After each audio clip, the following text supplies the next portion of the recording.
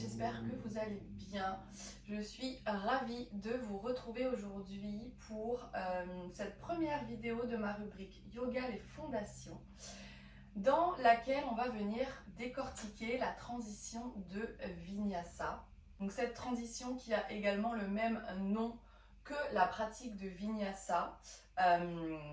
Vinyasa qui est issu de l'Ashtanga Yoga et qui est une pratique de yoga beaucoup plus fluide et dynamique, dans laquelle justement on passe de posture en posture par un flow et par des transitions. Et cette fameuse transition qui est le Vinyasa et qui est donc un enchaînement de 3 postures, on va généralement la réaliser plusieurs fois au cours d'un flow Vinyasa.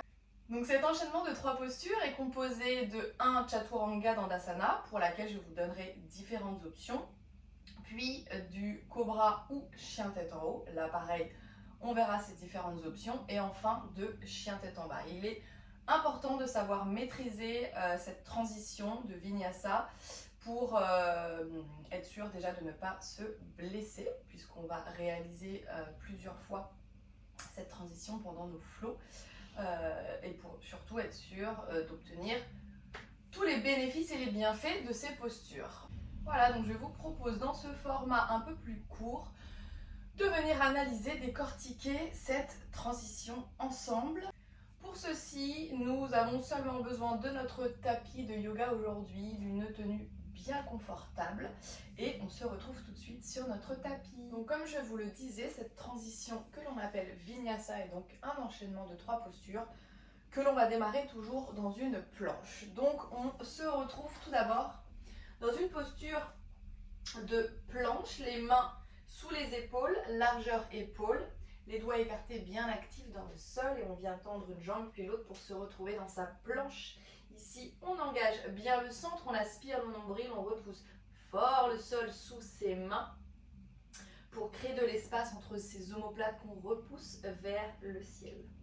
Ici, je vais venir vous donner 3 options. Dans tous les cas, on se retrouvera dans un chien tête en bas. Première option, on va passer par Ashtanga Namaskara.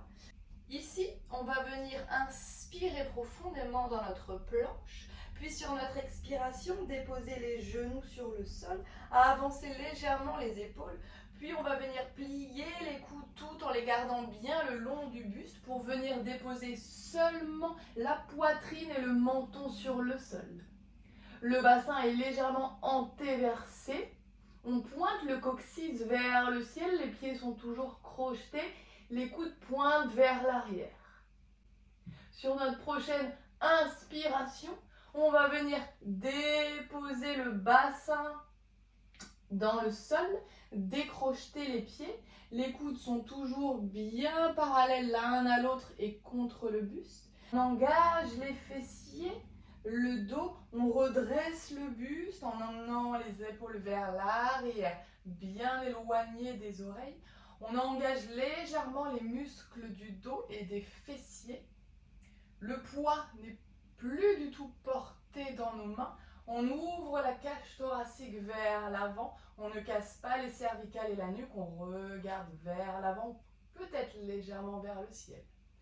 Et sur notre prochaine expiration, on va relâcher le front vers le sol, venir crocheter nos pieds de nouveau.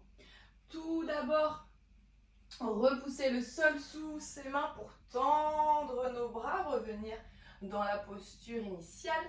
Puis on va emmener le bassin d'abord vers les talons, repousser le sol sous ses mains et ramener le bassin vers le ciel dans son chien tête en bas. Ici, dans son chien tête en bas, on a toujours les mains largeur épaule, les pieds sont largeur bassin. Bien évidemment, si on ne touche pas les talons sur le sol, puisqu'on n'a pas la flexibilité nécessaire dans l'arrière des cuisses et des mollets, on vient légèrement plier les genoux. Ici, le but, c'est vraiment d'allonger cette colonne vertébrale, de créer le plus d'espace possible entre le sommet de son crâne et la base de sa colonne vertébrale, son coccyx, que l'on pointe bien vers le ciel. On cherche l'allongement, l'autograndissement ici en repoussant le sol sous ses mains. On essaye vraiment de venir porter le poids dans ses talons.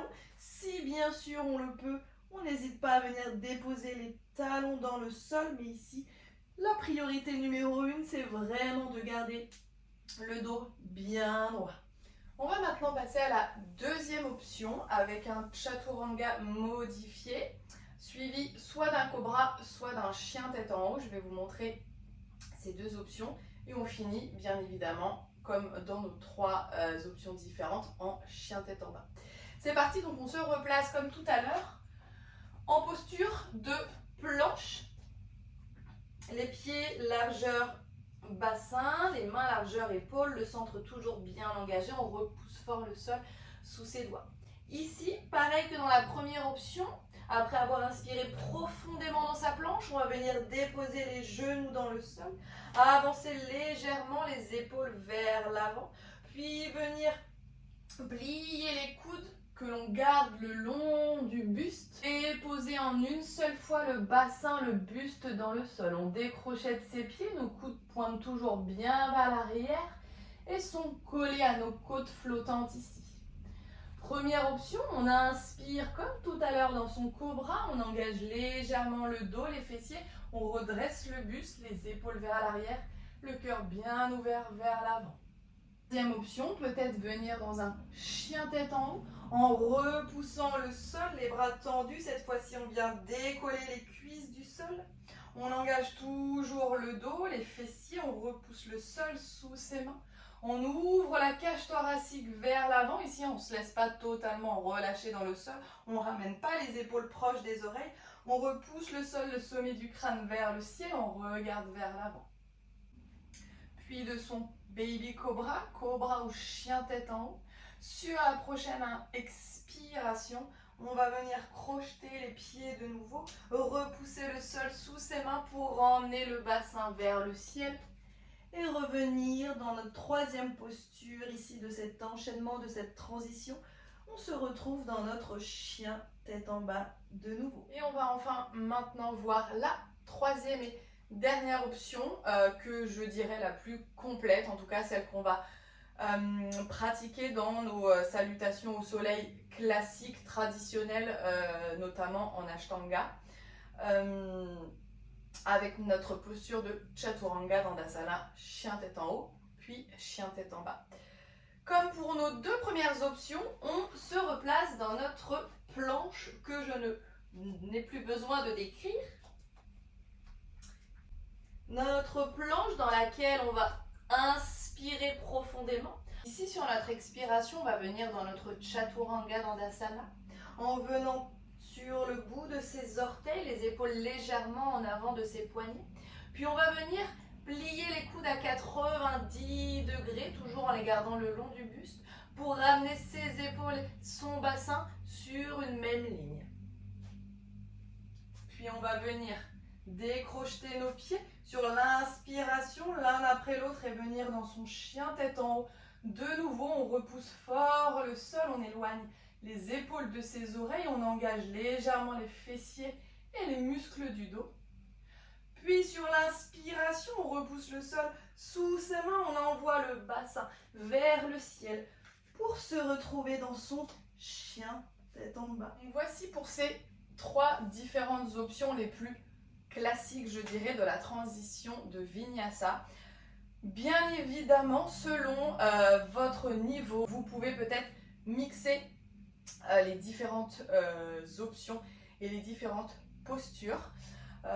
Commencez par, en début de Vinyasa Flow, réaliser vos Chaturanga. Quand vous voyez peut-être que vous êtes un petit peu plus fatigué ou vous manquez de force dans vos bras, repassez sur un Chaturanga modifié sur les genoux. Pourquoi pas Ashtanga Namaskara, la première option que l'on a vue tous ensemble. Pareil pour la posture de cobra ou chien tête en haut, ça va surtout peut-être dépendre des tensions que vous ressentez dans votre dos et de la mobilité de votre colonne vertébrale. Donc n'hésitez surtout pas à venir adapter ces postures, cette transition de Vinyasa selon votre énergie, votre forme du jour, les besoins de votre corps, votre flexibilité, votre mobilité. Mais vous avez maintenant toutes les cartes en main pour me réaliser des Vinyasa Perfecto. Voilà, j'espère que ce mini tutoriel vous a plu. Surtout, si vous a été utile, n'hésitez pas à venir me le dire en commentant cette vidéo, en la partageant ou tout simplement en vous abonnant à ma chaîne YouTube si ça n'est pas déjà fait. Je vous souhaite à tous une très belle journée et je vous dis à tout bientôt. Namasté.